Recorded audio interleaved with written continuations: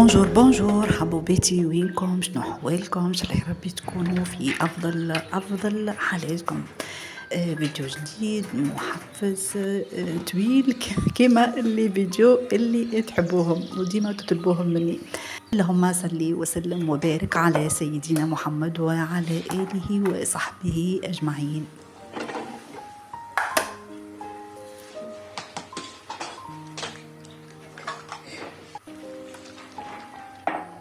بديت معاكم نهاري من نولو، معناها بديت معاكم بكعبات ملاوي، او كوليت نبدا نعس على روحي ملاوي كعبات ملاوي. بون هذوما الحقيقه عملتهم البارح مش نتاع اليوم، لكن في اخر الفيديو باش نتقاسم معاكم طريقتي. عملت هكا كعبات ملاوي محشيين، وعملت كعبات ملاوي هكا بطريقه نجم نخبيها من كنجلهم ونجبد وقت اللي نحب نفطر بها، وقت اللي نشتهي انا ولا ولادي هكا بتيرة صباح، ساعات في الليل زاد يحب يعمل ساندويتش هكا بالملاوي يبدا فيها فرماج والهريسه والطن. الحاصل تعرفوا الحاصل الامور الصغار الكل امور الاولاد، الحاصل والدلال نتاعهم هكا ديما نبدا مسلحه. المهم حبيباتي، شنو حوالكم؟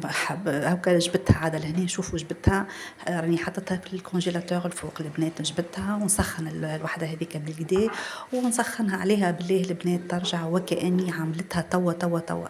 لكن راهو الحقيقه هذه الملاوي اللي نبدا عندي لها نيه اني باش نخبيها ونجبد نسخنها، نعملها بطريقه اخرى تراوها دو تيل فاسون، كل ما تجبدها وكانها تعملت توا بالعكس وترجع طريه وابن حتى من نهار الاول اللي عملته فيها. الحاصل هذا الكل تنشوفوهم بعد في البارتي دو من الفيديو.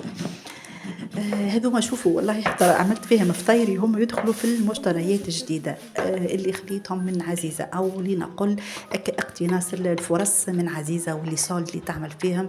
فما فازات البنات والله مانيش نشوف فيهم أنا وقت اللي تجيب عزيزة حاجات جديدة ما نلقاهمش، نلقاهم في الصالد. الحاصل توا إن شاء الله الفيديو الجاي ما نحبش ديما كل فيديو تبدأ فيها مشتريات، إن شاء الله يا ربي الفيديو الجاي نشوفوا معاكم أو نوريكم الحسن نتقسم معاكم المشتريات الجدد، حاجات محلاهم مزيانين برشا خذيتهم من البرومو اللي تعمل فيها مع عزيزة وبنات. بالحق لو طون انا عملت لكم فيديو في البروموات هذوما، اعملوا طلة شوفوا لي برومو اللي تعمل فيها مع عزيزة، راهو ساعات تلقى حاجات اللي ما شفتهمش معناها ما جبتهمش معناها في الايامات العادية تلقاهم في البرومو.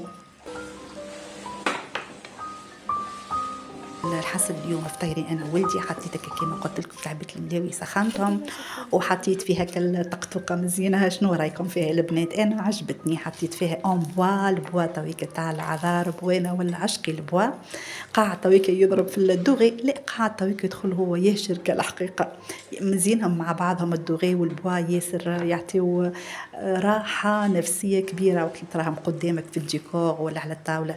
الحاصل حطيت شويه شوكولاته شويه معجون شويه زبده، حطيت توابع فرماج الولدي، وانا الحقيقه الملاوي نحبها بالشوكولاته هذيك التغتين هكا، عملت عليها شويه شوكولاته وشربت قهيوتي. انا غلطت، انا نسيت اللي هو ما يحبش يشرب القهوه فطور ويحبوا جوست، هذا ولدي الصغير هذا ولدي الصغير الدلول روح ماماتو هذا حطيته له في القهوه ونسيت. الحاصل لو كان بعد مشى عمل كيس حليب وخلى هذاك. انتغطان خليني نفطر معاكم ونحب نقول لكم يعطيكم الصحة واللي نحيكم على التعليقات المزيانين كيف قلوبكم، وبربي البنات سامحوني حسيت روحي معناها قاعدة نقصر في التعليقات، راني والله هذاك حدي نحاول الماكسيموم. انا كنت قلت لكم معناها البارشة منكم يعرف ظروفي من غير ما نزيد نعاود نحكي فيها، زيدها هذيك عندي شوية وجيعة في كتفي وليت والله نحاول هكا نقسم، لكن راني هاني قاعدة نجاوب ما تقولوش اش بيها ولا طبت علينا في التعليقات. حبيبتي بربي تقراو لي العذر، عندي شويه قلق في يدي معناها وجيعه قديمه وبدات ترجع لي شويه هالايامات، هذاك علاش نبدا خايفه نكتب شويه ونعاود نقص نقول هاني كل مره ناخذ بارتي من لي كومونتير نرد عليهم ان شاء الله يا ربي تسامحوني. شوفوا هذا لهنا بعد ما كملت فطيري لميت المعون هناك المطر هكاك اللي تبخنس محلاها، حبيت نقاسمكم في الاخر خليت فنجاني وبقيت نتفرج. ماذا بينا احنا عليه نهير هكا ما تبداش فيها شمس ونشيخوا بك منظر المطر الحقيقه بون بشكل المطره الكبيره هكا تسمع المطر، لكن الحمد لله ان شاء الله ربي يشوفنا وان شاء الله ربي يرزقنا مطره باهيه. ما قلت لكم اليوم باش نمشي ننظم بيت الأولاد ونعرفها معناها باش تاخذ مني برشا وقت خاطر باش نخبي باش شتاء الصيف بلوتو نجبد باش شتاء. عملت عندي شوية كيما قلت لكم البرنامج ملاوي هنا ما حبيتش نعمله في البتغا راني عجنتها بيدي أو مش عجنتها. أنا راهو الحقيقة البنات معناها معناها بقيت مدة هكا نعمل فيها بالبتغا لكن البنة نتاع الملاوي نتاعي فقدتها.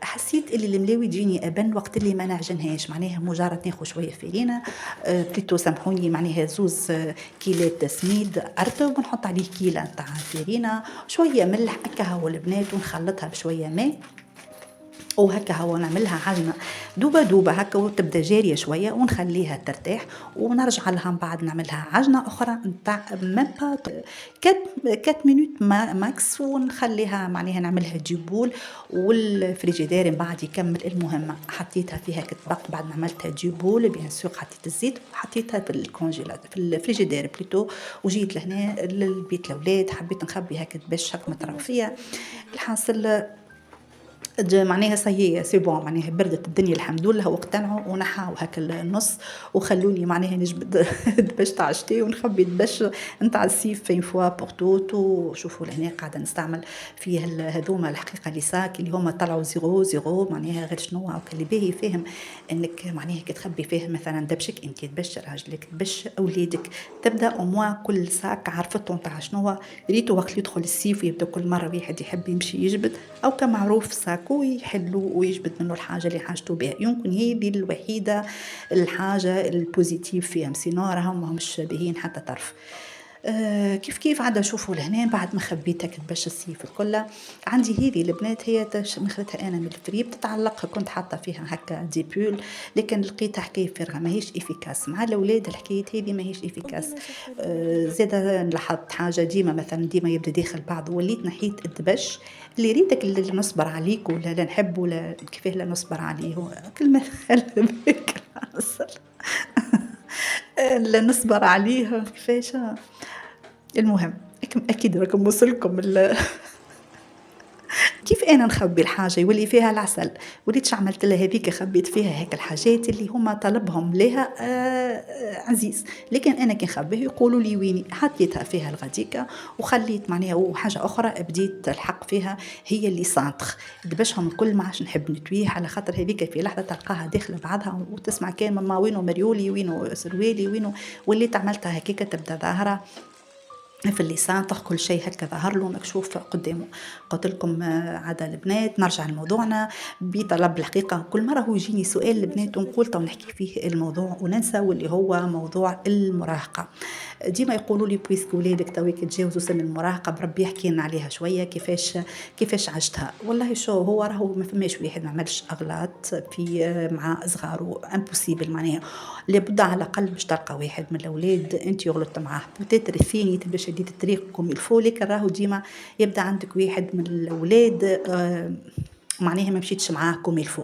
شو هو راهي المراهقة ماهيش حاجة باراشوتي لكن هي كمول نتاع السنوات نتاع الصغر الكل ولهذا أنا نقول اللي الموضوع باش نحكي فيه اليوم هو الحقيقة يخص اللي صغارهم اللي وليداتهم مازالوا صغار أكثر من اللي وليداتهم في سن المراهقة خاطر المراهقة سيء حسي لما في الصدور اللي عملته الكل في فترة الصغر نتاع ولادك الكل باش ترى نتائجه في سن المراهقة. ذاك علاش معناها الإنسانة اللي تعرف كيفاش تتعامل مع ولادها في الصغر راهي باش تعدي لك مراهقه معناها انا بيرسو ماكش باش تحس بها باش تقول ويني هكا سن المراهقه اللي يحكيوا عليها. اما اذا كان سن الطفوله برشا تخلويض راهو بيان سور بعد باش تعاني برشا. يمكن اهم حاجه البنات اهم حاجه العنوان العريض التسلط وياكم والتسلط مع صغيراتكم حتى وهو صغير ما فماش راهو واحد صغير خاصة جينيراسيون تاع توا تعلم انك تتحاور مع ولدك حاول انك ما تتسلطش عليه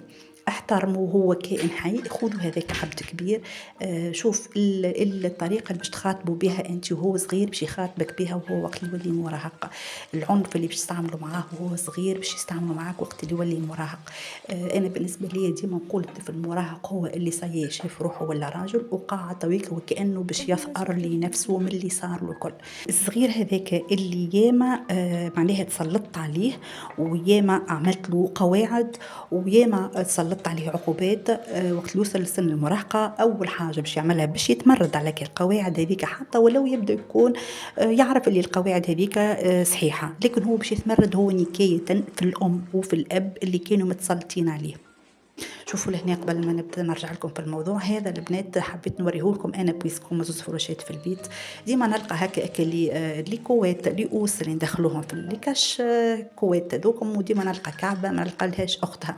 الحل اللي وليت نعمله اني كيف هذه بار اكزومبل عجبتني هزيتها للخياط البنات بويسك هي بلون، هزيت لها ملحفه ولات معناها عندي زوز القفان تاعهم ابيض والفساد هذاك ولا في الزوز فروشات. معني هذه بون نعطيها لكم كان نصيحه للي حب معناها يبدا عنده هكا زوز فروشات ويعجبك قوس مزيان هكا كاش كوات نجم تعمل الطريقه هذه. وزاده ننصحكم باللي كوات هذوما تاع الفريب روا كي يجي فري مش معناها ديما تبدا حاجه معناها رخيصه. توا مثلا كيف الكوات هذيك خذيتها في الزون تاع 25 يظهر لي، توا شدتني داخله في 3 سنين وريتو ما النوع الخفيفه ما تقلقش لكن تسخن برشا برشا برشا حاجه معناها بالحق مزيانه برشا. ننصحكم بها كي تبدو اللي عندكم الاولاد سورتو كي تبدا تحب تعمل له ملحفه وتحس الملحفه تتنحالو او كالقوس معناها كل صديبا أنا في الشتاء الحقيقة نبدل مرة في الجمعة أو كل جمعة تنحي هكا الكاش هذاك تغسله وتعاود تلبس له حاجة أخرى أو هكاك تبقى معناها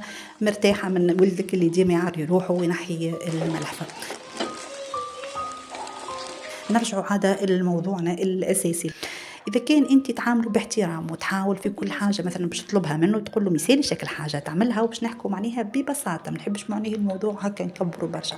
حاول ولدك اعتبره عبد كبير كي تجي باش تعطيه أمر حاول تطلبه ما يرد مثالش عايش بابا تعمل لك الحاجة مثالش عايش ولدي مثلا تلم بيتك خاطر ماما اليوم تعبة مثالش تجي تعمل معايا في الكوجينة هكا الصحنة فطارت بابا مثالش تلم معايا المعون ماما تعبة خليه يعمل حكاية عن حب. شوفوا من بعد النتيجة وقت اللي يعمل حاجة باش تعاقبه حاول ما تتسلطش عليه. وراهو لهنا زاد قاعدة نحكي زاد على المراهق بيدو وقت اللي ولدك يجي يخرج حاول ما تعطيوشك الأوامر الفوقية، حاول تحس اللي هو عنده كينونة في داره واللي في داره أمه تعطيه قيمة وأبوه يعطيه قيمة. مش تمشيش تروح مخرة راك تروح مخرة نعمل لك ونعمل لك وكل الأوامر الترهيب الترهيب الترهيب. راهو هذاك أنت قاعدة تبني في جدار كبير ما بينك وبين ولدك. وخاصة عادك الوالدين اللي وقت اللي يجي ولدك ويعمل غلطة وجاي باش يعترف لك يبقى تستعرض عليه عضلاتك وتجاربك وكله وتبدأ محاضرة طويلة عريضة لدرجة انه الصغير هذاك يقلق وبالحق يقرر انه ما عادش باش يحكي حتى شيء لانه باش يولي يخاف منك. حاول انك تقبل حتى ولو انت عمل غلطة كبيرة اجعل روحك للماكسيموم وتقبلها واسكت واخرج ما تحكيش معها جملة حتى انت تهدأ بالكدا وتتقبل الحكاية هذيك وتعرف كيفاش باش ترجع تحكي معاه في الموضوع هذا المراهق. حاجة معناها وحاول من بعد تحكي معاه بشوية إيجا نحكيو في الموضوع ونلقاو حلول اللي تساعدنا الزوز. معناها حاول ديما احكي معاه هكا راهو نهار آخر يحترمك انت زادة ويحكي معاك بنفس الأسلوب. ريت انت اذا كان ما تعملش هكا ارم صحابه باش يعملوا له هكا. علاش احنا في فتره ما ولادنا يبعدوا علينا ويعملوا صحاب اخرين ويولوا هذوكم هم سرهم واحنا ما عاد نعرفوا عليهم حتى شيء لان احنا بنينا هكا الجدار ولا ما عادش يحب يحكي لنا حتى شيء ولا يلقى راحته في انه يحكي لاصحابه واصحابه بيان سور يلقى هو معاهم روحه خاطر هم معناها باش يعطوه كل قيمة اللي هو يحب عليها عند أصحابه.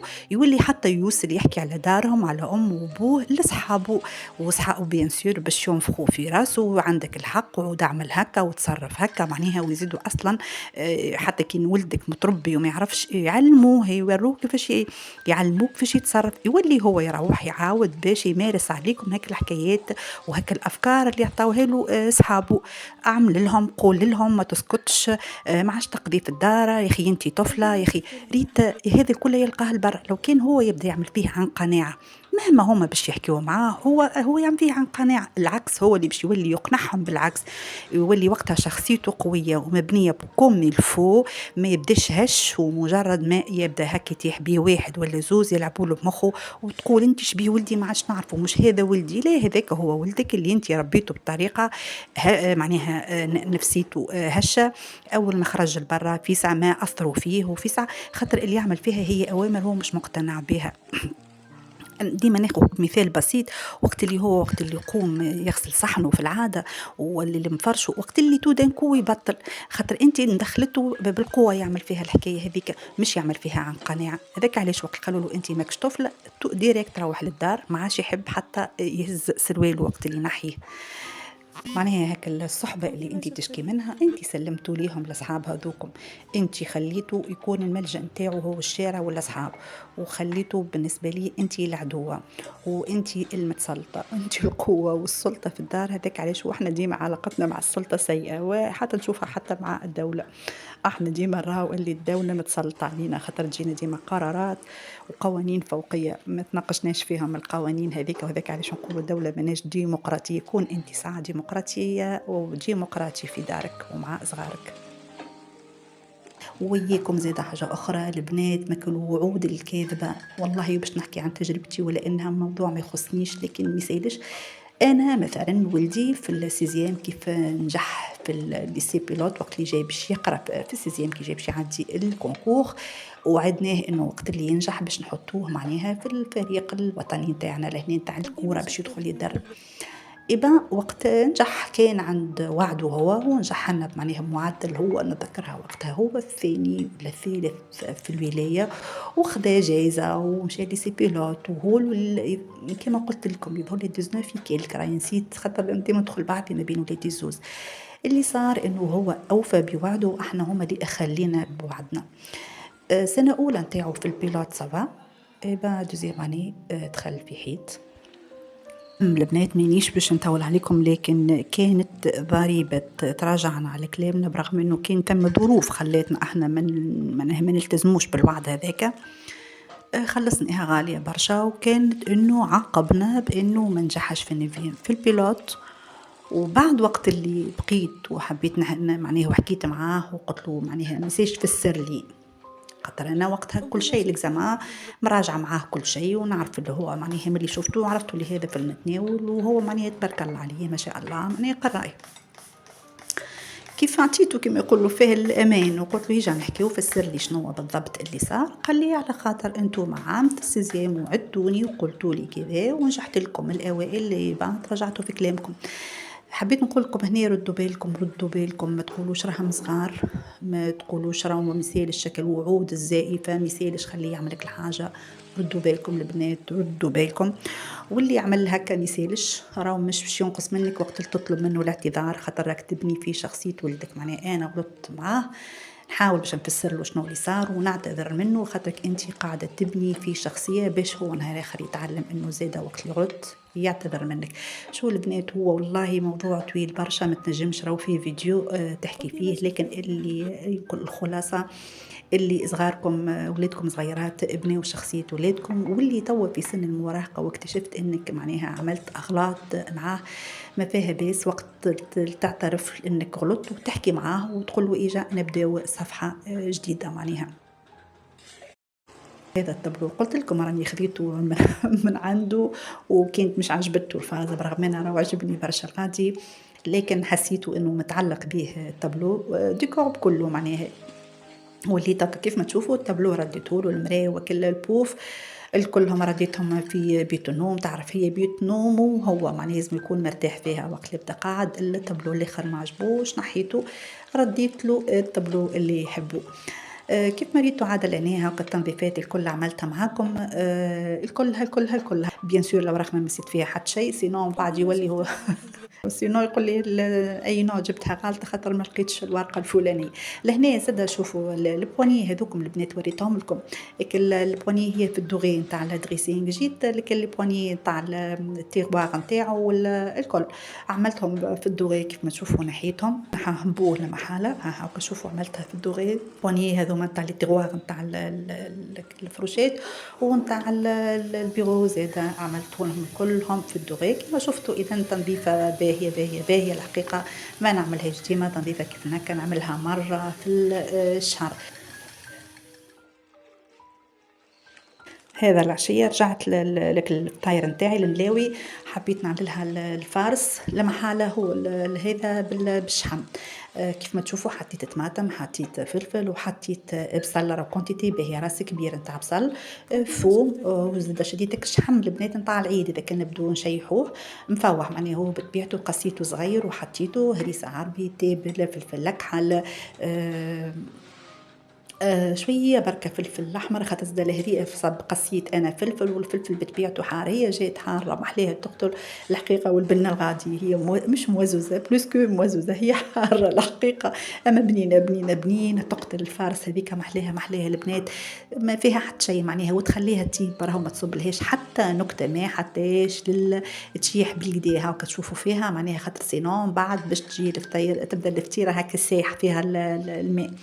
وحليت الورقة راني هنا نورق معناها الحقيقة العشية مخر هذا ديجا تشوفوا في الإضاءة خايبة برشا. نخدم اون باراليل معناها نورق، معناها نحلها نورقها ونحط فيها الفاقس. ثم شكون كي يبدا هكا باش يعمل الحشو ما يورقهاش، معناها يحلها دورها ويحط فيها، تجي نحسها خشينه شويه، لكن الحقيقه بالطريقه هذه تجي محليها كانها ميلفوي معناها فرسي، وكانها شو اسمه باتي.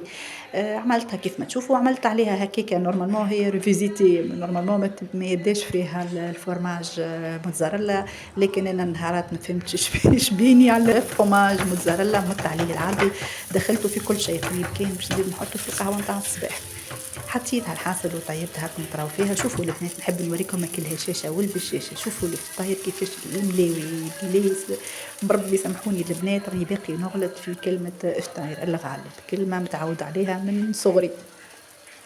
شوفوا كيفاش نحلها نعملها الحاصل انا لهنا عامله شويه زيت زيتونه. شو بالنسبه للتوريق باش نعملوا بطريقتين كما قلت لكم. هذه بار اكزومبل بويسك هي معموله بالشحم، يعني نحاول باش عملت شويه زيت زيتونه وما نكثر زياده خاطر باش تجي مزيته برشا وتقلق، سيتو اللي هي عشيه الحقيقه راهي ما هياش فطور.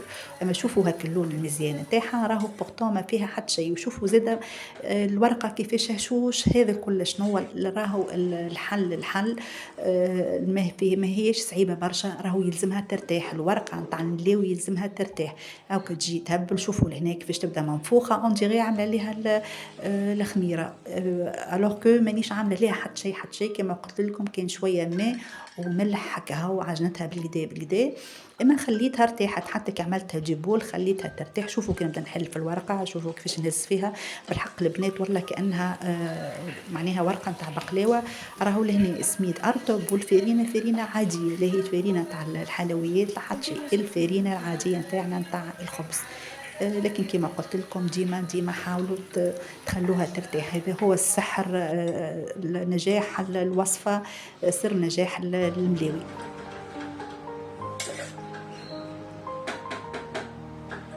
كما قلت لكم عاد هذاك بما انه هذاك الفطاير اللي فرسيتها، وتويكا باش نرجع اللي باش نخبيها، معناها اللي باش نخبيها شنو عملت لها زبده وشويه زيت زيتونه ذوبتهم، ولهنا بعد ما باش نخليها تبرد خاطر باش نحط فيها نشا، حطيت فيها مغرفتين نتاع نشا. وهذه بالحق البنات كيف نقول لكم ميل فوي سي ميل فوي، بربي جربوها طريقتي وتحبوا راهو تزيدوا عليها اباغ هذوما تزيد عليها سميد المتوسط، كي تبدا تورق هكا تدر عليها سميد معناها المتوسط مش الرطب. هذه الحقيقه شفتها في قناه تاع جزيريه وبالحق بالحق معطيه ليهم الحكايات هذيا، معطيه ليهم المعجنات تبارك الله عليهم. وكها كما شفتوني نورقها، كل ما نحل ورقه نصب شويه من هيك الخليط هذاك اللي قلت لكم، زيت وزبده ونشي خلطته بالكدا بالكدا، ولا جار هكا نتاع كريم، وقاعده نورق فيه. والحقيقه والله تاكلوا راها صبعكم. تقريبا الفيديو لهنا هاكا قريب يوفى حبوباتي. خلوني قبل ما يوفى الفيديو نحب نهني صديقتنا، بيان سور مش إيهاب، أكيد هي أم إيهاب العبيدي، إنها بجيان ولدها فاروق اللي قلت لي هو اللي خلاني ما عادش نكتب لك ديما. ميسالش حبيبتي تلهي في فاروق ونحي منه شبعة، ومش نهربين على بعضنا الحاصل. الله يخليك ليا ويخلي لك فاروق ويفرحك بصغيرتك الكل حبيبتي. نحل معاكم هكا ورقة تاع الفطيرة هذه الملاوي الفرسي. شوفوا زينها وشوفوا عينها وشوفوها كيفاش تتسلك. بيان سور اللي عندها وليداتها ومعوجين وساعات يبدو ما يحبوش الحشو، خاصة عاد كي يبدا فيه شحم، زيد له هكا شوية، راهو شوية تونه عملت نتاع فرماج موتزاريلا العربي. شوفوها كيفاش الحاصل هكا كلها تتماغط، والبنة البنات ما نقولكمش. وشوفوا الحقيقة هو اليوم الخلطة هذه او الحشو فقير الى ربه، ما فيه حتى شيء. ان شاء الله باش نعمل معاكم عندي زوز حشوات يهبلوا باش تاكلوهم وتشيخوا عليهم. ان شاء الله نعملهم معاكم في الفيديوهات الجايه. مام حتى عندي طريقه رويال، انت يبدا عندك ضياف وتحب تعمل لهم هكا شويه ملاوي لكن مضخمين هكا ومزيانين.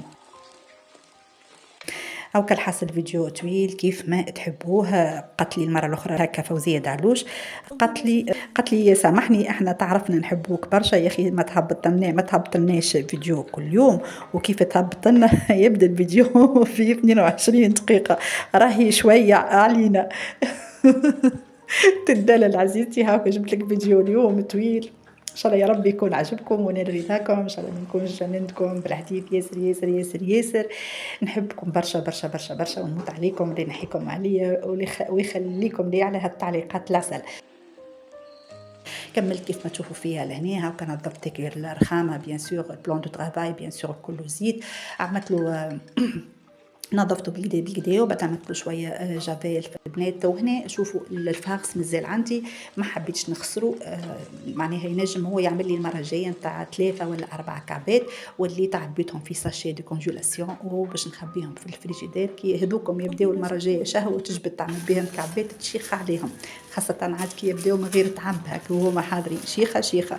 وبالنسبه للفطاير الاخرين عملتهم في هكا الصندوق هذاك نتاع الكونجولاسيون، وحتى صندوق عادي ولا ساشي البنات، وتحطوه في الكونجيلاتور. وكل يوم الصباح ولا كل ما تشتهي هكا باش تعمل، ولا ولدك يقوم الصباح ولدك يحب الصباح يفطر هكا بالملاوي، تقوم تجبد له كعيبه وتسخنها. وما هي بما انها بك الزبده ولا ونشي، والله البنات صدقوني كي نقول لكم ميل فوي جربوا الطريقه هذه وما تندموش. وحبوباتي حتى لهنا تقريبا يوفى الا الفيديو نتاعنا. ان شاء الله يا رب يكون عجبكم ونال رضاكم. نحبكم برشا برشا برشا، الله ينحيكم عليا، ربي يخليكم نعمه في حياتي. باي باي وبسلامه، خليتكم في وديعه الله، بوسه كبيره ومرصوصه على خد كل واحده فيكم.